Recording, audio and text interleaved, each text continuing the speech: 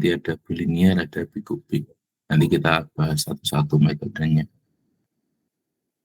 Nanti kita akan melihat kenapa di sini yang dari snakeball itu gambarnya seolah pecah-pecah gitu ya. Yang linear lebih halus gitu ya. Itu penyebabnya apa?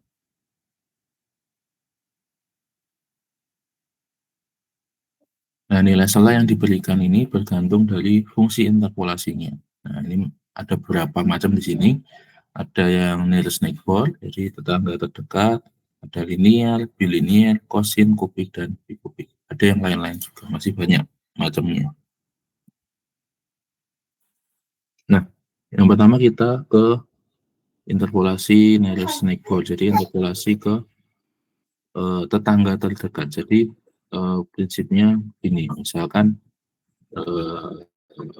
tadi antara pixel 0 dan pixel 1. Ini kan awalnya tadi jaraknya 1 ya.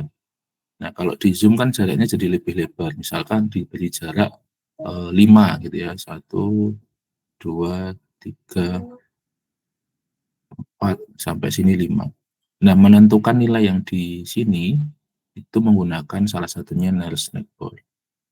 Dia prinsipnya adalah jadi menghitung di sini itu jaraknya lihat dia nilainya lebih dekat ke 0 atau nilainya lebih dekat ke 1. Nah, nanti menentukan di situ.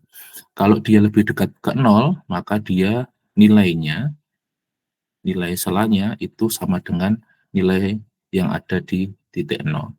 Kalau dia lebih dekat ke 1, maka dia nilai selanya adalah nilai salah yang sama dengan titik 1. Nah, ya prinsipnya kayak gitu sih. Jadi bila terdapat dua titik yang akan diinterpolasi yaitu X0, Y0, X1, Y1, maka titik selanya XI, YI dari dua titik tersebut adalah pengulangan data ya. Ini pengulangan data. Jadi data di sini adalah pengulangan data yang 0 atau yang 1. Pengulangan data yang terdekat ya, terdekat dari 0 atau terdekat dari 1 dari titik selah tersebut. Nah, contohnya kayak gini teman-teman. Misalkan kita diminta untuk menghitung nilai interpolasi titik 1,1 sampai 11,5 dengan titik selanya ada 5. Jadi titik selanya ada 5. Jadi dari jarak 1 sampai 11 titik selanya ada 5. Nah, bila N ada 5, ini jaraknya tadi ya, selanya, maka jarak kenaikan setiap titik selah adalah deltanya, perubahannya. Jadi delta, nilai perubahannya adalah jaraknya itu jadi jarak ini ya 11 sama 1. Jadi 11 kurangi 1 dibagi jumlah titiknya. Jumlah titiknya ada 5. Jadi 10 dibagi 5, 2. Jadi setiap perubahan gitu ya, perubahan ininya nilainya itu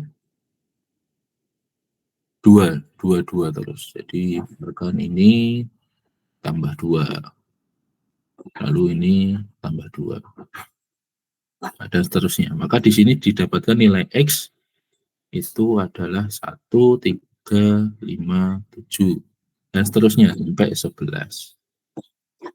1, 3, 5, 7, 9, 11. Nah, ini dari titik 1 sampai titik 11.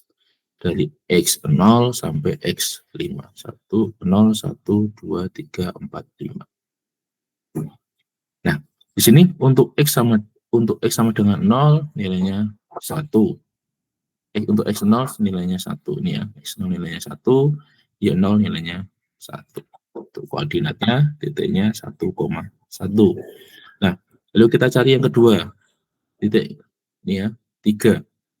Nilai X1 nilainya 3. Nah, di sini kita cari dulu si 3 ini lebih dekat ke X0 ya, yang bernilai 1 atau lebih dekat ke X5 yang bernilai 5. Ya. Tadi menghitungnya gini, delta 1 ke 0, jadi jarak dari 1 ke 0, itulah X1 dikurangi X0, X1-nya 3, ya ini X1-nya 3, ya X1-nya ini 3, lalu X0-nya itu adalah 1 X0-nya. Maka 3 kurangi 1 sama dengan 2. Lalu kita hitung jarak yang ke kanannya, ke jarak ke X5-nya. Jarak ya delta X5 ke 1 adalah X5 kurangnya X1, X5-nya tadi 11 ya di sini ya. X5 11, lalu X1-nya itu 3.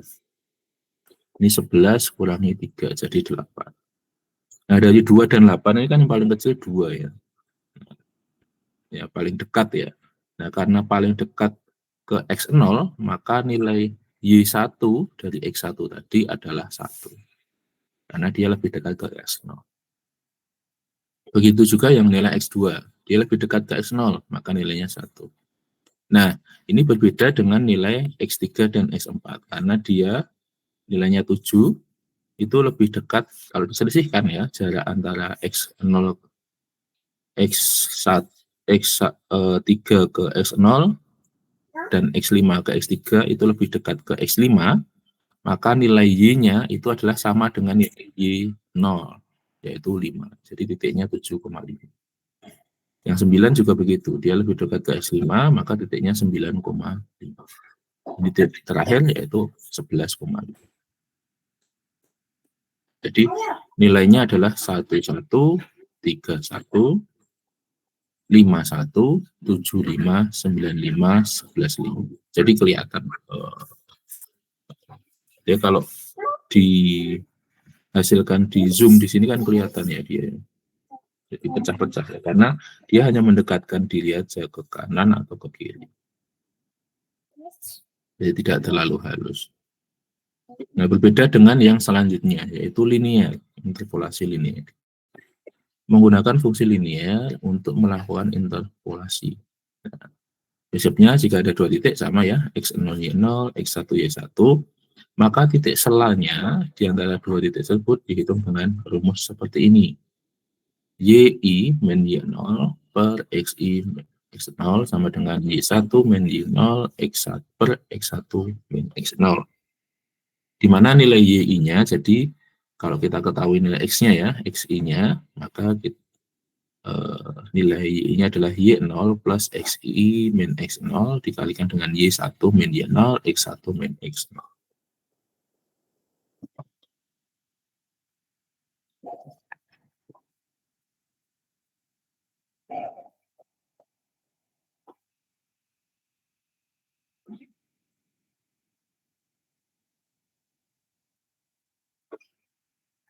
Jarak antara X0 dan Y0 sampai X1, Y1 dimisalkan ya, bila dimisalkan 1 ya atau dinormalisasi, diketahui jarak awalnya X0, Y0 sampai titik selah X1, Y1, nilai X-nya diketahui ya, adalah U, maka nilai Y sama dengan Y0 kali 1 min U plus Y1 kali U.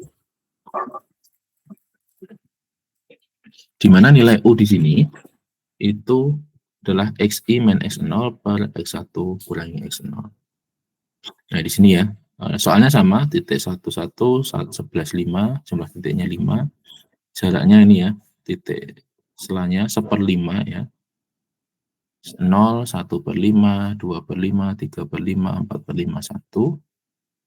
Lalu N-nya, tadi kan udah 5 ya, maka jarak titik selanya adalah D. D-nya sama ya, adalah 2 ya, kenaikan 2. 1, 3, 5, 7, 9, 11. Nah, ini dengan rumus ini, Y sama dengan Y0 kali U min kali 1 min U plus Y kali U, maka titik selah dapat dihitung seperti ini. Nilai X0-nya, dia 1, maka Y0-nya, Y0-nya didapatkan dari nilai X-nya 1 ya teman-teman ya. X-nya 1, Y0-nya 1, U-nya ini ya, 0, ya.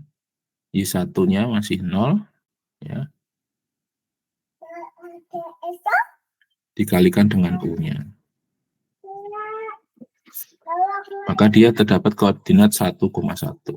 Lalu setelahnya X1 sama dengan 3 dapat 3,18. 5 dapat 5,26. 7 dapat 7,34. 9 dapat 9,42, 11 dapat 11,5.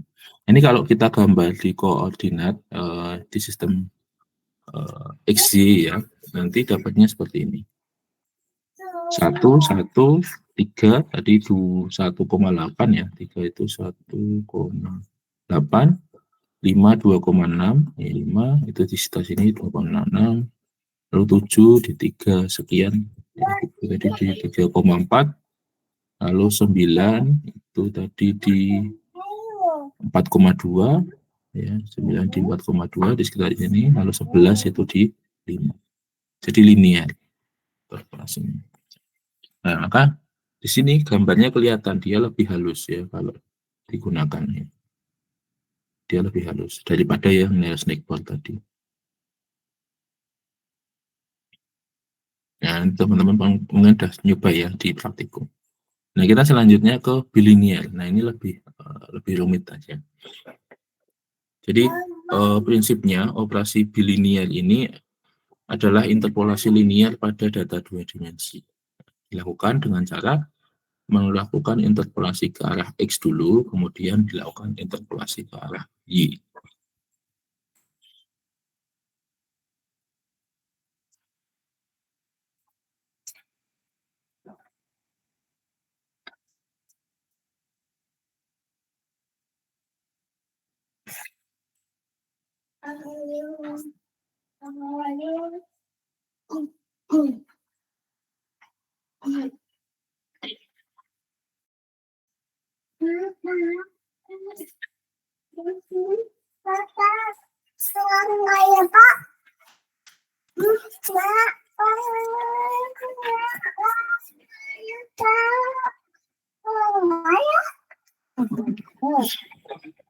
Terdapat 2 titik ya, merah ya, titik merah ini ya, Q11, Q12, Q22, Q21. Kemudian ini diinterpolasi ke sumbu X. Nah, ini didapatkan nilai L1 dan L2. Menghasilkan 2 titik biru. Kemudian di titik biru ini diinterpolasi linear terhadap sumbu Y menghasilkan ini 1 titik P ini. 1 titik hijau. Sebagai hasil interpolasi bilinear. Nah, rumusannya seperti ini. Jadi pertama kita interpolasi dulu ke sumbu X. Ya, dapat 2 titik ini ya. XY1, XY2 ini ya, XY1 L1, XY2 L2. Lalu dari situ kita interpolasikan lagi ke sumbu Y, titik hijau ini, didapat FXY. Nah, ini untuk bilinear. Prinsipnya sama dengan linear tadi. Lalu ada interpolasi kosin. Nah, ini dengan fungsi cos ya. Ya, misalkan ada 2 titik di sini, X0 Y0, X1 Y1. Kalau dinormalisasi jaraknya jadi 1, maka jarak titik selang XI YI terhadap titik awal adalah U, maka nilai YI adalah ini, Y0 kali 1 min 1 cos U kali Pi dibagi 2. Ditambah dengan Y1, 1 min cos U kali Pi bagi 2. Di mana nilai U-nya sama ya, XI, X0, X1, X0. Nah, contohnya seperti ini.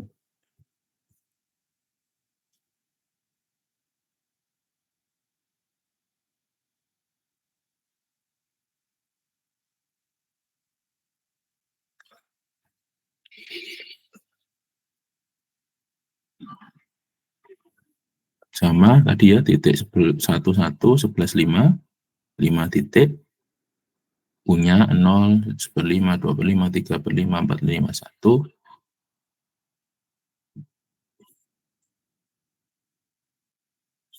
Titik selanya ini ya, 10/5 sama dengan 2, jadi 1, 3, 5, 7, 9, 11. Lalu rumusnya ini. Nah, maka di sini kalau dihitung didapatkan titiknya seperti ini. 1, 1, 3, 1,382, 5,2382, 7,36, dan seterusnya. Nah, ini kalau kita gambarkan ke grafik hasilnya seperti ini. Jadi yang atas itu lebih condong ke titik 1, yang bawah itu lebih condong ke titik 0. Nah, ini beda dengan yang linear ya tadi ya. Kalau linear kan benar-benar lurus gitu. Nah, itu untuk yang fungsi kosin. Jadi ini tadi Nearest-Midboard, linear, dan kosin. Jadi ada 3 itu. Itu dekat dengan yang 0 atau yang satunya, jadi dekat yang sebelah kiri atau sebelah kanannya, didekatkan. Linear itu dihitung linearitasnya, kosin itu dengan fungsi cos.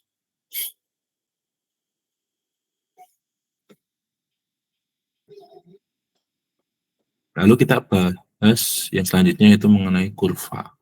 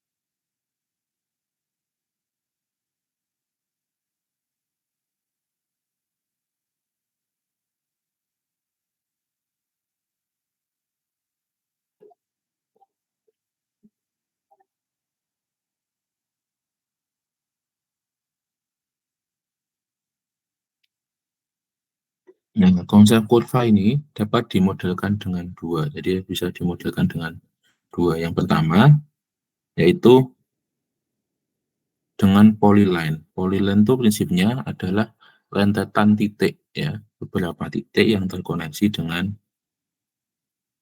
garis lurus, ya. Jadi ini ada titik, titik, titik, titik, titik, titik, titik, titik, titik, itu terkoneksi dengan garis lurus.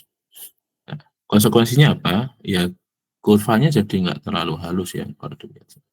Walaupun semakin banyak titik jadi nggak kelihatan, tapi tetap kalau kita zoom gitu juga nggak halus. Lalu yang kedua, bentuk kurva. Nah, ini pakai fungsi, ya, bentuknya lebih halus, cukup sulit dalam pemodelannya. Jadi kan ini dalam satu fungsi, ini kalau kita buat fungsi matematikanya ini jadi rumit. Nah, itu ada 2 itu. Kurva ini adalah rentetan titik satu dimensi yang berkelanjutan pada badang 2 dimensi atau 3 dimensi. Atau bisa disebutkan dengan pemetaan sebuah interval pada sebuah bidang. Nah, seperti yang kemarin, pertemuan awal itu, di sini kurva itu juga punya atribut, yaitu warna, ketebalan, pola, dan bentuk. Ada warnanya apa, tebalnya seberapa, polanya apa, bentuknya seperti apa. Nah, lalu representasi kurva itu ada macam-macam, ada eksplisit, implisit, ada parametrik. Nah, ini secara matematisnya, ya teman-teman, nanti bisa lihat. Misalkan secara eksplisit gitu, ya. Secara eksplisit pada bidang X, Y, bila X variabel bebas, ya, di sini, maka Y fx, maka nilai Y adalah fx, atau kebalikannya, nilai X adalah GY di fungsinya. Lalu pada bidang 3 dimensi, variabel bebasnya, bila X adalah variabel bebas, maka nilai Y adalah fx dan Z adalah gx. Lalu pada permukaan 2 dimensi, dibutuhkan 2 variabel bebas, Z, f, x, y. Ini contohnya kalau garis lurus, seperti ini, ya. Fungsinya Y sama dengan mx plus b. Kalau di kita gambarkan di satu bidang XY, itu kan kelihatannya ini fungsi Y sama dengan mx, m ini adalah gradien, ya, atau kemiringan garisnya, lalu ini letaknya di mana, plus B-nya itu letaknya di mana. Kalau ada lingkaran itu fungsinya nih, ada Y sama dengan akar X kuadrat, dan Y sama dengan min akar R kuadrat, min X kuadrat. Nah, ini untuk yang eksplisit. Yang implisit itu seperti ini. Pada bidang XY, representasi implisitnya adalah fx, y sama dengan 0. Pada bidang 3 dimensi, deskripsi permukaannya adalah fx, yz sama dengan 0. Contohnya garis lurus, ini fungsi garis lurus ya, pangkat 1 ya, AX, BY plus C sama dengan 0. Atau lingkaran, X kuadrat plus Y kuadrat min R kuadrat sama dengan 0. Atau bola, ini ya, X kuadrat, Y kuadrat, Z kuadrat min R kuadrat sama dengan 0. Ini untuk yang implisit.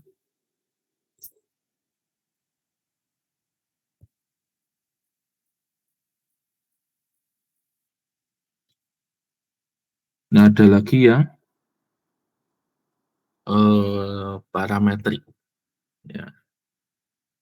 Setiap variabel pada titik kurva dinyatakan dengan variabel bebas ya, dalam bidang 3 dimensi. Nilai X sama dengan XU, Y sama dengan ZU, Z sama dengan ZU. Pada permukaan membutuhkan dua parameter ya, X sama dengan X UV, Y sama dengan Y UV, Z sama dengan Z UV. Nah, ini untuk representasi tadi ya, representasi kurva. Lalu ini kurva polinomial. Lalu kita masuk ke interpolasi. Interpolasi.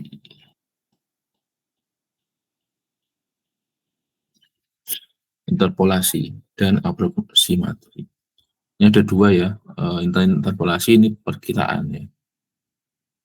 Lalu kalau interpolasi itu semua garis akan melalui titik, jadi garisnya akan melalui semua titiknya. Jadi ada titik 1, 2, 3, 4, 5, 6, 7, semua dilewati. Nah kalau yang aproksimasi itu atau perkiraannya itu dia nggak mengikuti atau nggak melalui semua titiknya, tapi dia hanya mendekati aja. Jadi di sini kelihatan di titik 3, 4, 5 itu dia hanya mendekati aja. Nah kalau ini terlihat seperti nggak stabil ya, ini turun dulu, naik lagi, muter, turun lagi. Dan itu terlihat lebih stabil, tapi dia tidak melalui semua garisnya. Nah, kita masuk ke kurva. Nah, ini ada kurva polinomial. Ini mungkin teman-teman udah pelajari di kalkulus atau aljabar ya. Jadi kurva polinomial dengan derajat n, ya, definisikan dengan ini. Y sama dengan sigma n ke K0 sampai K0 A K X pangkat K. Jadi kan di sini A0 plus A1 X plus A2 X kuadrat plus A3 X kuadrat dan seterusnya sampai AN XN. Jadi nanti derajatnya macam-macam. Bentuknya juga macam-macam. Misalkan derajat 2 kuadrat, derajat 3 kubik, derajat 4 kuadrat.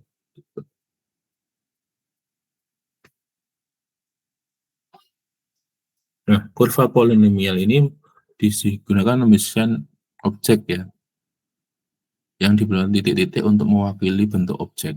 Kurva dibentuk dari titik-titik disebut dengan curve fitting. Nah, misalkan ya, ini dengan polinomial kubik membentuk parametriknya seperti ini. Ini pangkat 3 ya. A X0, X1U, AX2, U2, U pangkat 2, AX3, U pangkat 3. Yang Y juga. Y sama dengan AY0, AY1U, AY2, U pangkat 2, AY3, U pangkat 3. Dengan parameternya U dari 0 sampai 1. Kurva kontinu yang dibentuk dari potongan kurva polinomial ini disebut dengan spline. Nah, ini untuk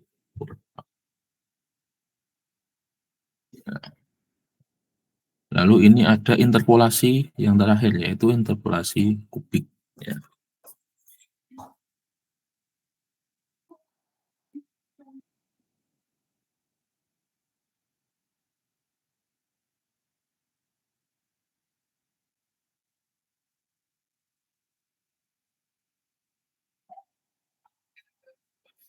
Nah, kubik itu menggunakan fungsi pangkat 3 untuk melakukan interpolasi. Interpolasi kubik menggunakan 2 titik ya, 2 titik tambahan di ujung 2 titik utama. Jadi ada 2 titik tambahan di ujung 2 titik utama untuk interpolasi.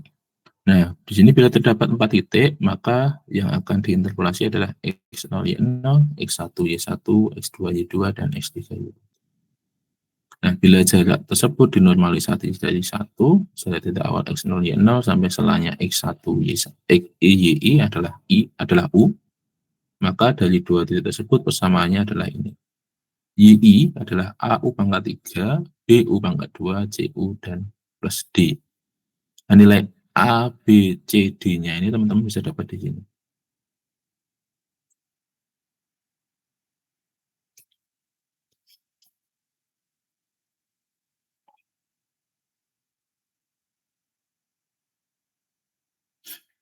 Nah, contohnya seperti ini. Jadi kalau tadi hanya ada dua titik, titik awal dan titik akhir. Nah, ini ada dua titik tambahan di ujung dua titik. Jadi ada dua titik tambahan di sini. Di ujung dua titik. Ini 1, ini 5, ini 11, ini 15. Ini sama ya, tapi jaraknya ya. Jaraknya sama, lalu kenaikannya juga sama. Karena jumlah titiknya sama. Karena jaraknya juga sama, ini 1 ke 11. Maka nilainya seperti ini. 1, 1, 3, 1,448 dan seterusnya. Ini kalau digambar, fungsinya seperti ini. Hampir mirip dengan yang tadi ya, dengan kosin tadi ya. 1, 1, 3, 8, 2 kalau kosin. Kalau di sini X1-nya 1,148448. Ya beda dikit. Ya, mungkin nanti kalau pixel image-nya kelihatan jauh ya mungkin jadi akan jauh. Nah, ini tadi penerapannya ya. Nah, ini kalau snackboard seperti ini, kalau linear seperti ini, bilinear, ini ya lebih halus ya. Ya, linear, bilinear, kubik lebih halus lagi, tapi jadi malah mungkin tidak terlalu jelas. Nah ini ya, ini tadi mengenai interpolasi. Salah satu fungsinya yaitu untuk zoom ya, zoom memperbesar gambar. Itu. Nah, baik, mungkin kita jeda sebentar. Kita akan nanti masuk ke materi selanjutnya yaitu transformasi. Saya share screen dulu. Transformasi ini secara sederhana dia fungsinya untuk mengubah objek ya, mengubah objek. Ya. Mengubah seperti apa nanti kita akan diskusikan lagi. Yang jeda dulu nih 5 menit.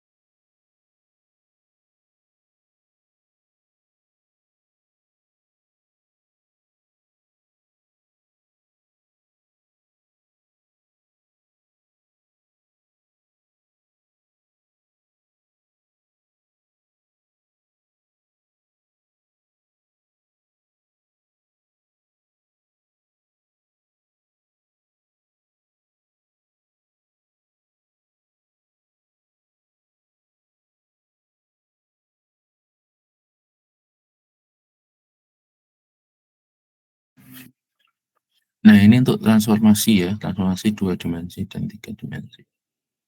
Nanti mirip-mirip sih prinsipnya, hanya nanti bentuk perhitungannya atau matriksnya aja yang beda.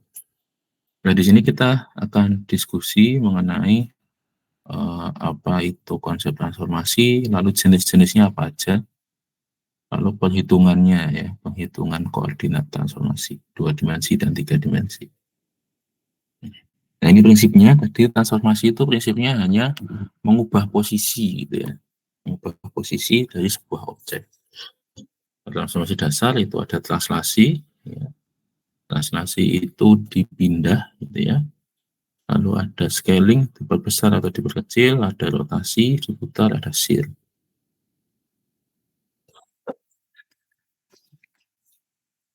Nah, ini ada representasi matriks. Representasi matriks ini digunakan untuk mempermudah ya, memudah si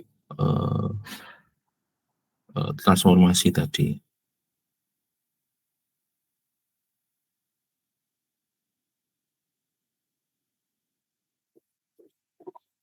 Ada beberapa aplikasi grafis yang memerlukan transformasi geometri ya, yang mungkin akan cukup rumit ya, misalkan di animasi gitu ya.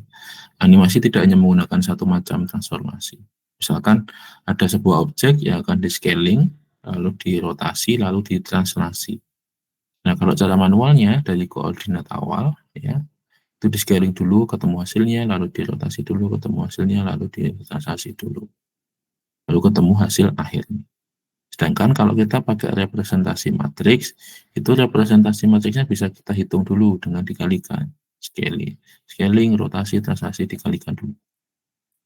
Lalu nanti tetap kita operasikan di sini.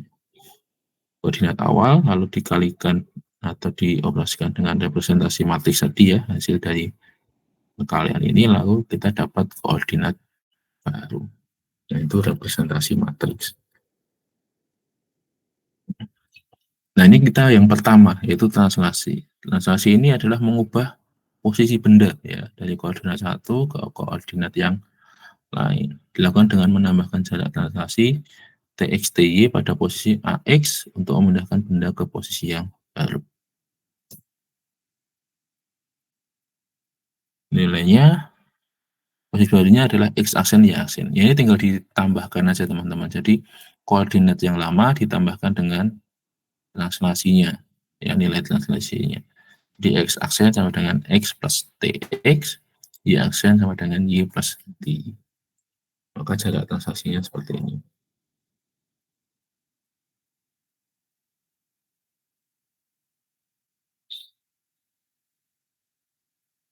Nah, jarak translasi ini, TX, TY ini juga disebut dengan vektor translasi atau vektor perpindahan. Jadi nilai perpindahannya seberapa banyak itu dari situ.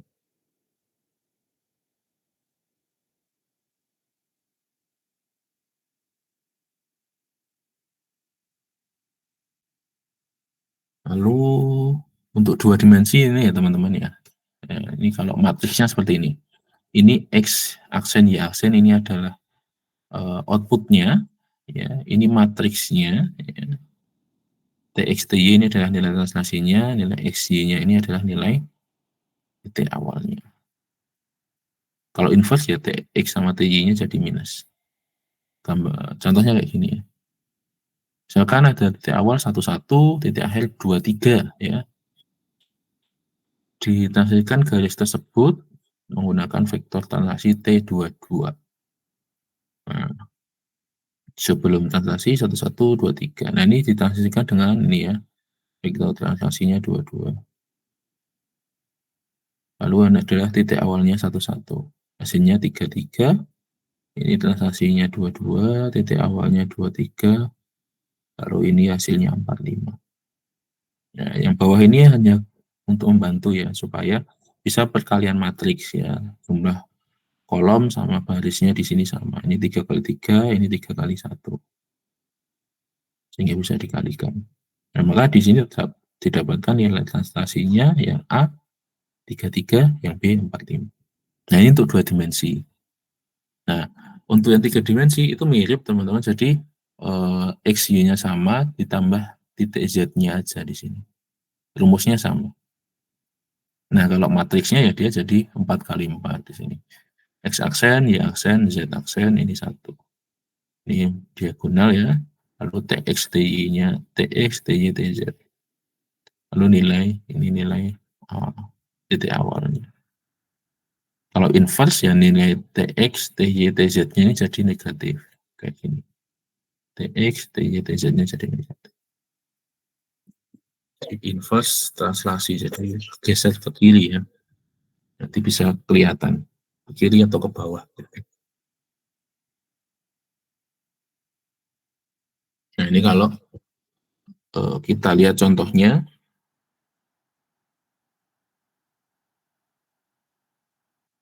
untuk yang 3 dimensi. Saya prinsipnya mirip teman-teman. Jadi yang bagian ini adalah vektor translasinya. Ini vektor translasinya. Ini adalah titik awalnya. Ini titik awalnya. Ini ada hasilnya.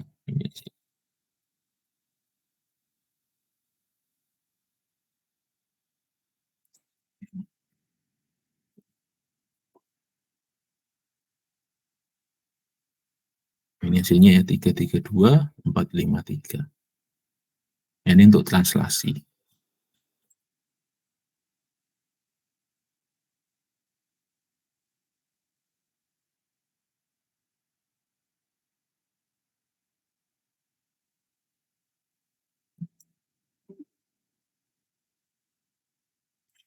Lalu yang selanjutnya adalah scaling. Nah, scaling ini untuk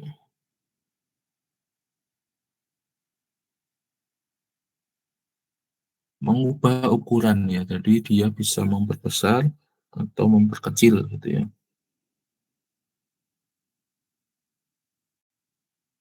Mau besar atau kecil.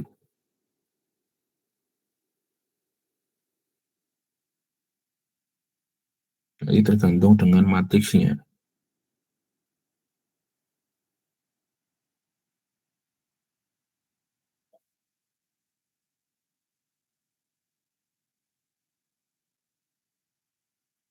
Dilakukan dengan mengalihkan ya. Kalau tadi itu hanya menggeser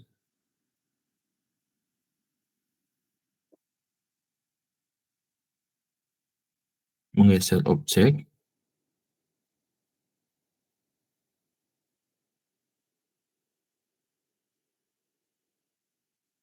Kalau ini mengalihkan karena dia prinsipnya memperbesar atau mengkecil.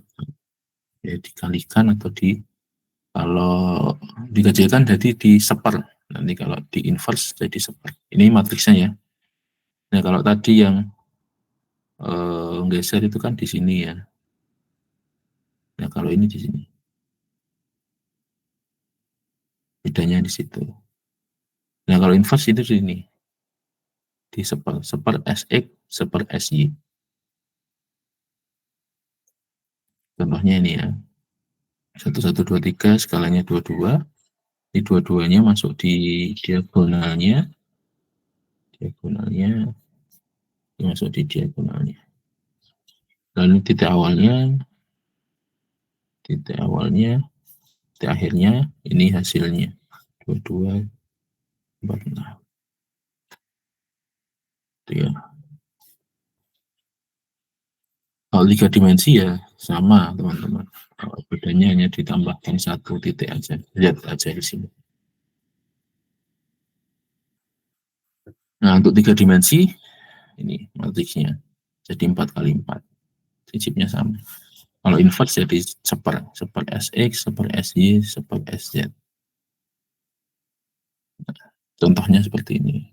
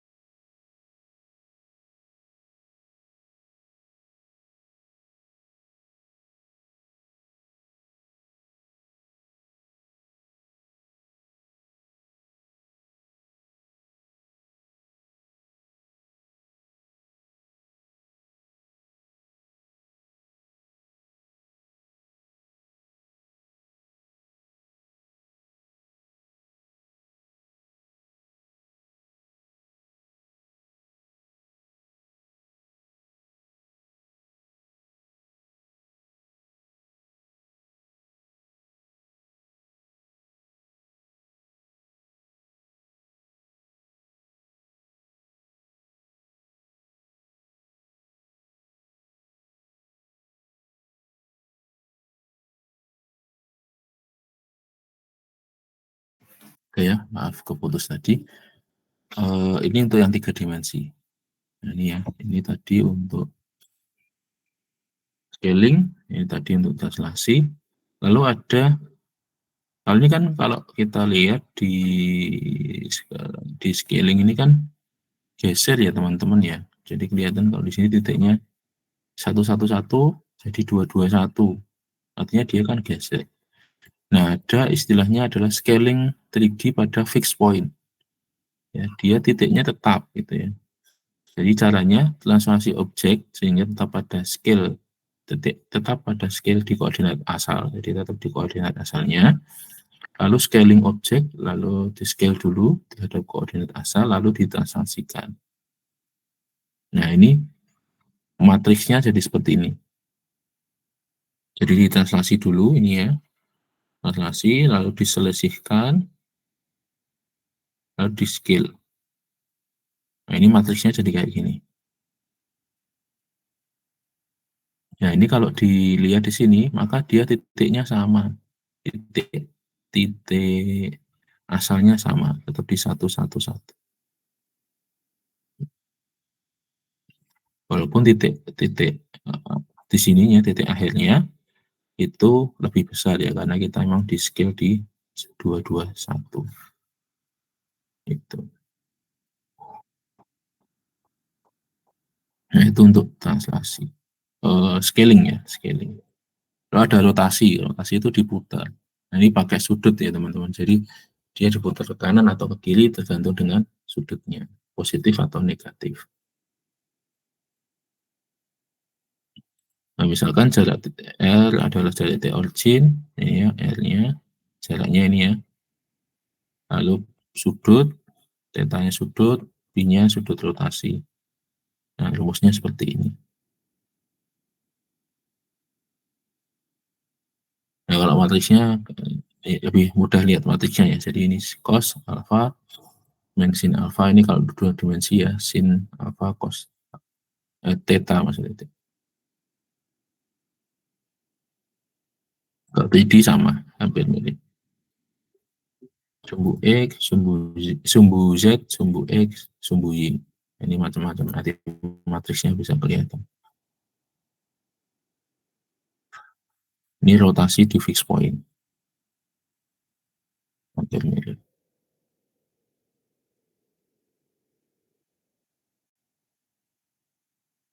Sumbu X, ini sumbu Z, sumbu X, sumbu Y.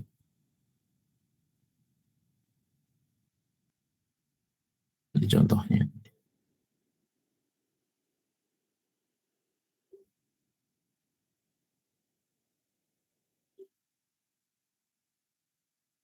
Lalu ada refleksi, ya, refleksi dua dimensi. Refleksi itu dicerminkan ya. Jadi kalau kita lihat di sini, ini ya, ini ada refleksi ya, refleksi sumbu Y. Jadi misalkan ini posisi awalnya, bentar, ini posisi awalnya, ini posisi akhirnya. Ini kalau direfleksikan atau dicerminkan sumbu X, ini awalnya, ini akhirnya. Atau dicerminkan dengan Y sama dengan X, ini ya, garis ini, maka ini awalnya, ini akhirnya. Ini awal, ini kalau ini terhadap origin, ya, titik ini ya, titik tengah ini, maka ini awalnya, ini akhirnya. Ini untuk dua dimensi. Nah, untuk tiga dimensi matriksnya seperti ini. Itu. Ini untuk refleksi.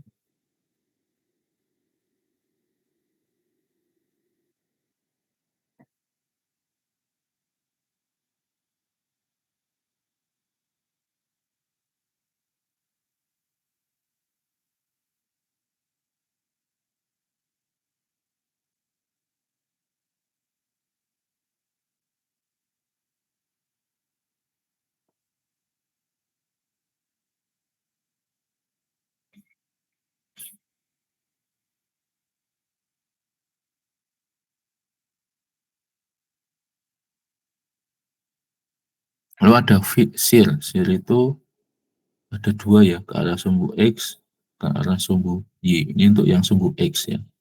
Jadi ini digeser yang atasnya ini. Geser ke samping kanan misalnya. Atau sin ke arah sumbu X terhadap garis referensi. Jadi referensinya garisnya apa. Ini bisa geser. Geser kanan, tapi yang bawah juga ikut geser. Jadi kayak gini.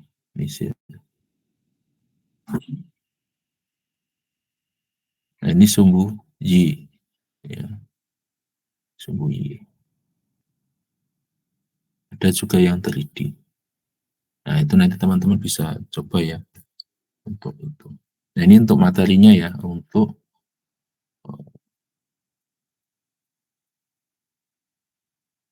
transformasi ya, transformasi. Ini nanti ini bisa digunakan di grafika, di objek-objek ataupun di image ya. Di deep learning juga pakai juga translasi, scaling, rotasi itu digunakan untuk memperbanyak dataset ya, supaya nanti proses learningnya lebih bagus. Nah, itu ya teman-teman untuk transformasi. Nah, silakan teman-teman, jangan lupa untuk presensi. Nah, teman-teman bisa cek materinya di e-learning, lalu di situ ada informasi juga mengenai UTS ya, insya Allah soal UTS sudah disiapkan, nanti teman-teman bisa cek di situ mengenai mekanisme UTS-nya. Jadi mungkin akan lebih detail, akan saya sampaikan minggu depan. Oke, mungkin itu aja ya teman-teman untuk hari ini, mohon maaf tadi terlambat. Insya Allah minggu depan kita bisa ketemu lagi, kemungkinan online juga karena materinya masih banyak. Jadi mohon maaf nanti sekilas-sekilas, nanti teman-teman bisa mengulangi materinya lagi. Itu saja dari saya cukupkan sekian. Wassalamualaikum warahmatullahi wabarakatuh. Waalaikumsalam.